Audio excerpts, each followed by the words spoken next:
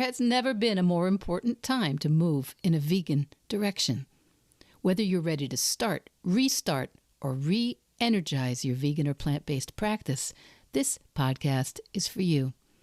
I'm Michele Olander, life coach, vegan, ADHD matriarch, travel lover, and smoothie loather. And I know that it's the details that get in the way of your vegan journey. But I like to believe that the obstacle is always the way. So every week we meet here where I translate the tools of life coaching and Stoic philosophy. I bring you actionable tips, some laughs, interesting guests, and vegan ideas for everyone at any age. All to help you veg your best. Episode 241. You can't solve a vague vegan problem.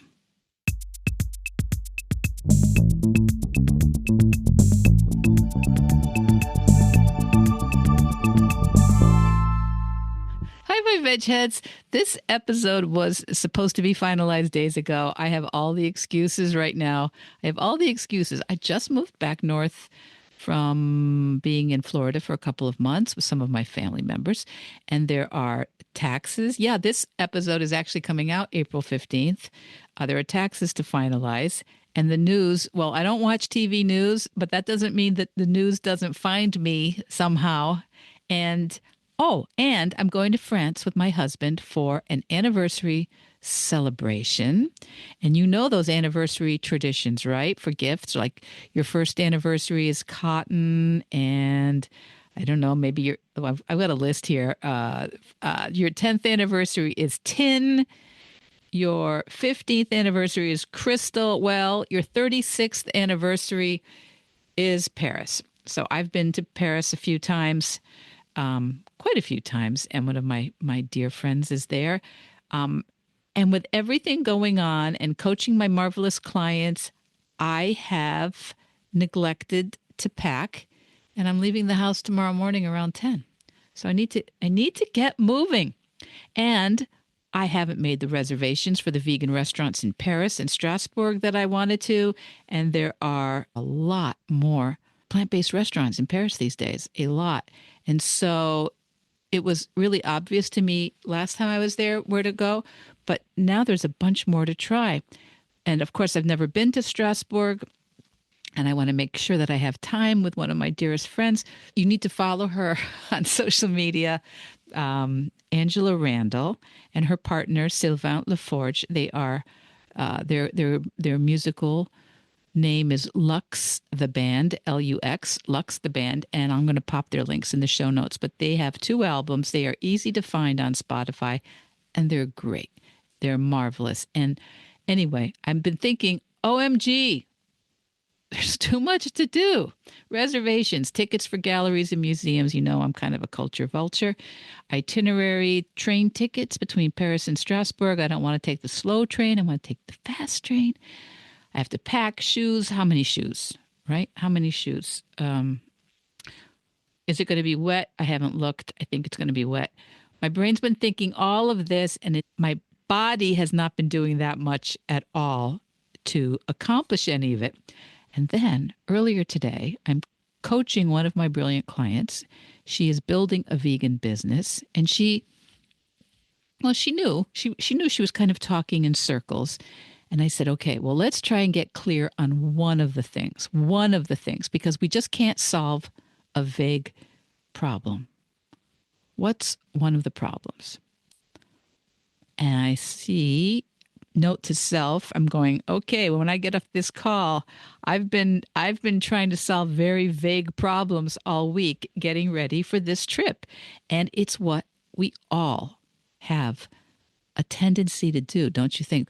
But if you listen here, maybe you'll use this information to solve your vague vegan problem. But it's the same how we go vegan, how we go plant-based. It's all the way we handle anything that's a challenge, that's new, that we don't have sorted quite yet. So anyway, what do I even mean, a vague vegan problem? Well, I'll give you a few examples that tend to come up. I've heard a couple of these this week. I need to eat better.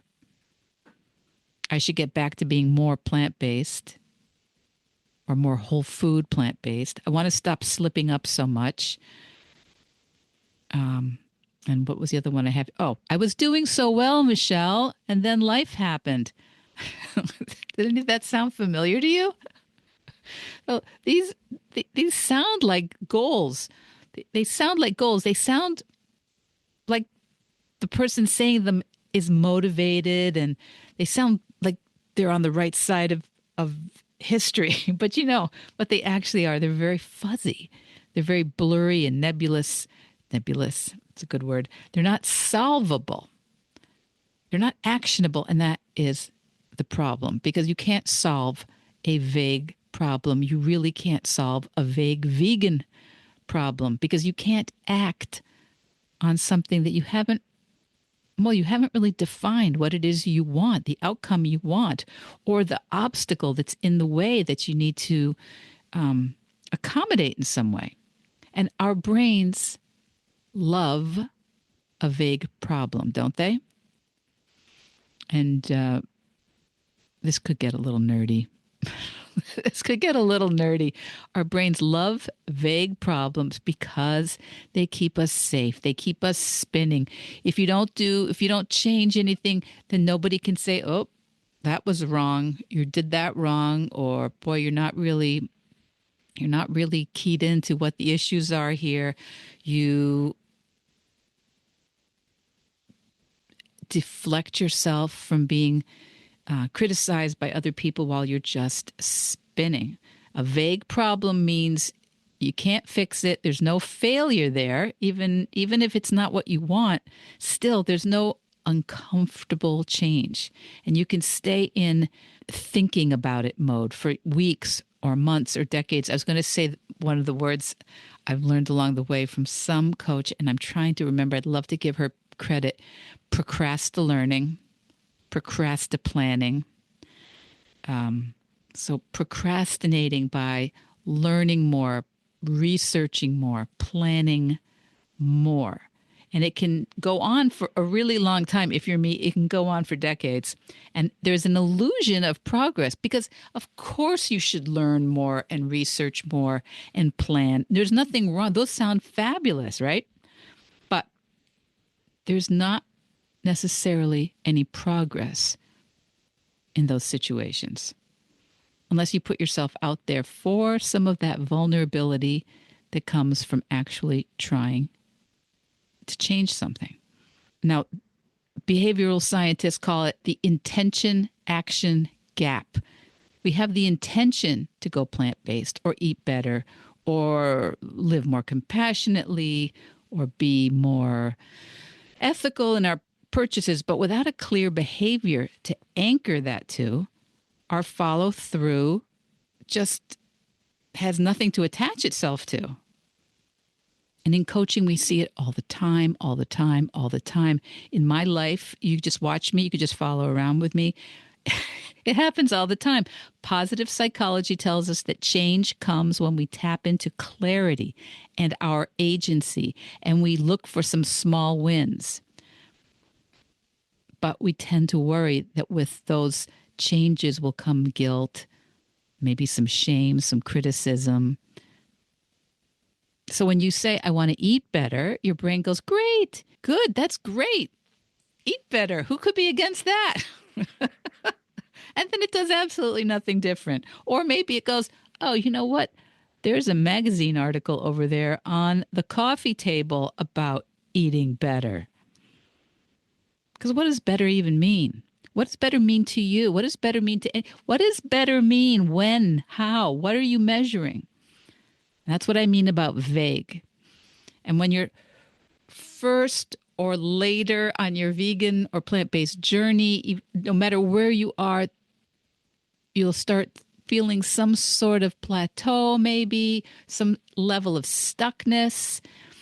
And sometimes coaching can really help you to decide what is it I'm trying to accomplish here, because we are drawn to stay vague. So we could try something together. Let me try to a few vague vegan thoughts we could try on, and then we'll translate them into something maybe a little more actionable and clear. And I'm just going to do these off the top of my head here, but you want to cut back on dairy. So you might want to be more specific about which dairy. Which dairy do you eat a lot of dairy? Do you consume a lot of dairy? Is it in cheese? Is it in your creamer in your coffee? Where does dairy show up? Okay, and what does cut back mean? Does cut back mean none? Does cut back mean try different ones? Maybe you haven't liked some of the vegan cheeses that you've tried, or vegan spreads to replace butter or to replace yogurt.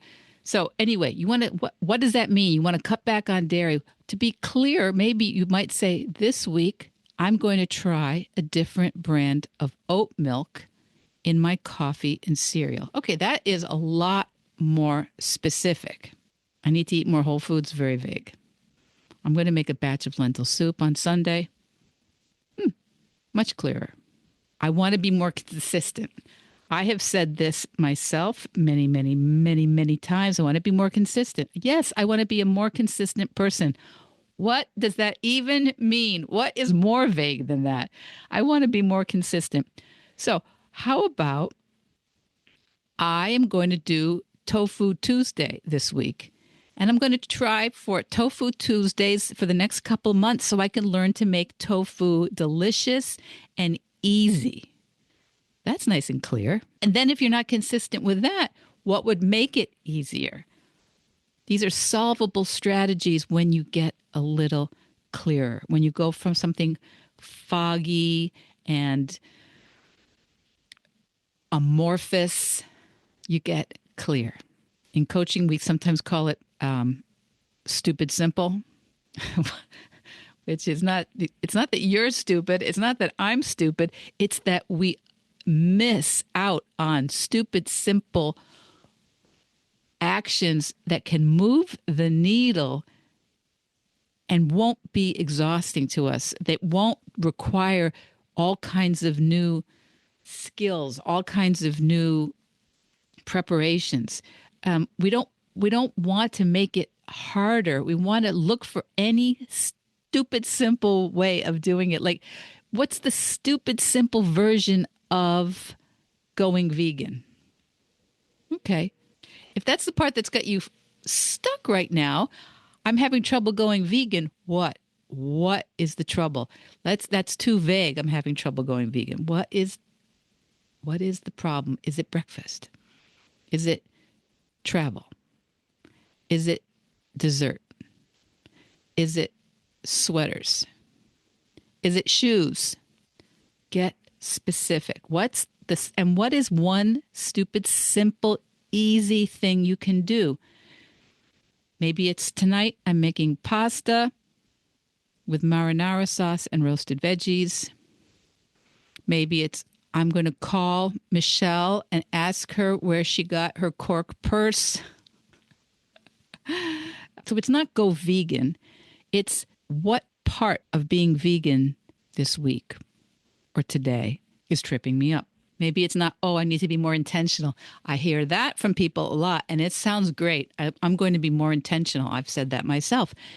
But what does intentional look like? When somebody is intentional, what are they doing? Maybe they're curating their feed in their social media. Maybe they're no longer following food accounts that use animal products in them. Maybe they're replacing them with some vegan influencers and chefs and cooks. So maybe you're going to follow one or two vegan food creators on Instagram this week. Now, why does this matter? The lion's share of my listeners are not in the first flush of youth. They are people usually in that second half, in midlife and beyond. And I think in midlife, we don't have time to waste in the fog. I don't think we've got time to waste being vague. And if you start to notice where you're vague, Notice what makes it feel safer to be vague. I think you'll find that that ripples through all parts of your day-to-day life, because in the second half of life you have just got too much wisdom. You have too many relationships, too much compassion, too many people looking to you. Maybe it's your kids or grandkids, maybe it's your students or clients or neighbors. You can't just dabble anymore, not in things that matter to you. And if you could give up that idea that you're going to be perfect, that you're going to have it dialed in, that the change is just going to go from not doing it to completely doing it perfectly, if you can let go of that, then you can just go, oh, I need to find a solution for this one vegan problem. Or maybe it's one home problem. Or maybe it's one organizational problem. Or maybe it's one digital photos problem. It's not a strategy that is only for going vegan. And that's why if you can apply it to your vegan journey, you'll see so many other ways to use this in the rest of your life. Clear doesn't mean big. It can mean very simple. It can mean just repeatable. And that's how we build a sustainable, plant-based lifestyle, not with grand gestures, but with grounded clarity. So your challenge this week, my veg head, your challenge is basically the same as mine. Maybe you don't need it in the same place I do, but get specific. Don't say I need to get back on track. What? that came out of my mouth about an hour ago. I got to get back on track.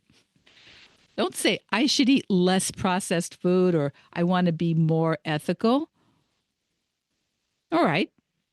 If you do notice yourself saying it, think, oh, but that sounds a little vague. Notice any vague problem you've been carrying around. If you're like me, you'll find 6 or 7, but just choose one. Just choose one and then rewrite it. Rewrite it. Make it stupid simple. Make it a problem that you can solve. I cannot solve the rest of my life. I can't even solve next week's vacation. Okay, I can just solve bits and pieces of it, one at a time. I can make a reservation. I can do 10 minutes of research about the hours that the museum I want to go to is open. You know, there's 2 museums in Paris that have been recently redone and were not open last time I was in Paris. The Cluny Museum of Medieval Art, which is one of the things it's famous for, is the tapestry of the lady with the unicorn, which is super famous. But anyway, that's my era that I'm more interested in anything is medieval art, medieval European art. So the Cluny Museum is on my list, and the Carnavalet Museum, which is the Museum of the History of Paris. I saw it not too long before it closed to be redone, and I heard it's been redone in a really beautiful way. So those are 2 things. I can just look up those hours and make sure that I am not planning to go there on the day that it's closed. So I can do that. That's very specific, right? Figuring out my entire week's agenda, vague. Finding out when several things that I want to see are open or closed, very clear. I can solve that problem. So this was a very off the top of my head, unclear, perhaps, episode, which maybe gives you a little behind the scenes understanding of my life and how I approach coaching in my life and how coaching can work for vegans building their businesses, vegans with their relationships, vegans traveling, maybe to Paris. But the main thing is we want to notice when we're being vague because we hide there so much. A friend of mine said the other day, "Oh, I'm just not following through with anything." And I said, "Well, what?" She goes, "Everything." Okay. I don't think any of us can solve everything. But maybe there's one area where there's no follow through or not sufficient follow through that could be made a little more specific, a little more clear, a little more objective. And sometimes we think, oh, if I'm doing that, well, there's just too much else that needs to be fixed. One of the things I learned a number of years ago when I became a coach, when I first found coaching, even before I became a coach, solving one thing, getting specific about one thing, creating a plan about one thing, that ripples through your life in a beautiful way, in an amazing way. And we can think, oh no, I have to figure out the right thing. No, anything you get traction on helps everything else.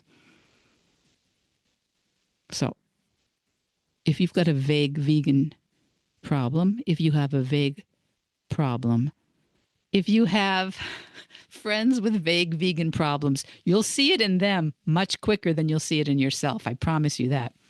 But a vague problem just can't be solved.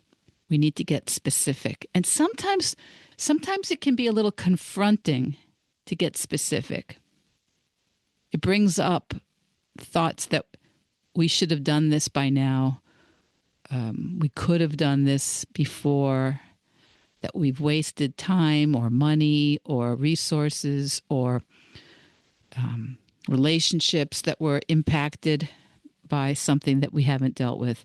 But carrying that around is weighing on us. It is. So this week, what kind of vagueness are you going to look for? When you say always, I need to stop, I need to start, I need to learn. Get really specific because you can take one small, clear step this week and it's going to bring you so much closer. You're going to think, oh, I can't solve all of that now. You can get much closer. Much closer. So that's the real revolution. That's how we veg our best, kids. We solve real problems, not vague vegan problems. Okay. Get clear about that problem and veg your best. Veg Your Best podcast production, music, and editing by Charlie Weinshank. Thanks, Charlie. Before you go, it would mean so much to me and the Veg Your Best team if you would hit subscribe, leave us a 5-star review, or share with someone you think might be interested. Something about algorithms, it helps bump us up a little in the rankings, and that's the best way to help others find the podcast and for us to find our audience. So, until next week, make it easy and veg your best.